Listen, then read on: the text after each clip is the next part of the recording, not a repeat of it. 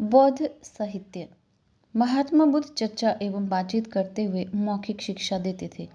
उनके अनुयायी जो इन प्रवचनों को सुनते थे, इन पर चर्चा करते थे। महात्मा बुद्ध के किसी भी संभाषण में यानी कि उनकी स्पीचेस को उनके जीवन काल में नहीं लिखा गया था। उनकी मृत्यु के बाद पर उनकी शिक्षाओं को संकलित किया गया।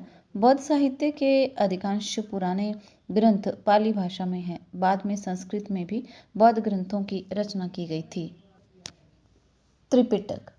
त्रिपिटक बौद्ध धर्म के सबसे प्राचीन ग्रंथ है। पिटक का अर्थ है टोकरी, जिसमें इन ग्रंथों को संभाल कर रखा जाता था।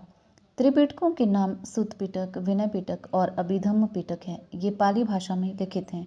इनका संकलन 487 ईसा पूर्व में राजगृह में आयोजित की गई प्रथम महासभा में किया गया था।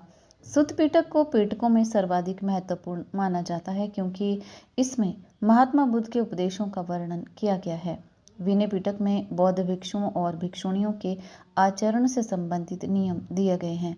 अभिधम्म पिटक में बौद्ध दर्शन के संबंध में जानकारी दी गई है। त्रिपिटकों के अध्ययन से हमें केवल बौद्ध धर्म के संबंध में ही नहीं, अपितु तत्कालीन राजनीतिक, सामाजिक और आर्थिक जीवन के संबंध में भी काफ़ी मूल्यवान जानकारी प्राप्त होती है।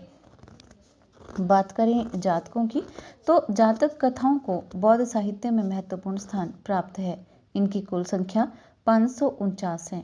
ये पाली भाषा में लिखे गए हैं। इन कथाओं में महात्मा बुद्ध के पूर्व जन्मों का वर्णन किया गया है। ये जातक कथाएं ईसा पूर्व 3री सदी से 2री सदी तक की भारतीय समाज की धार्मिक, सामाजिक, राजनीतिक और आर्थिक दशा का सुंदर चित्रण प्रस्तुत करती हैं।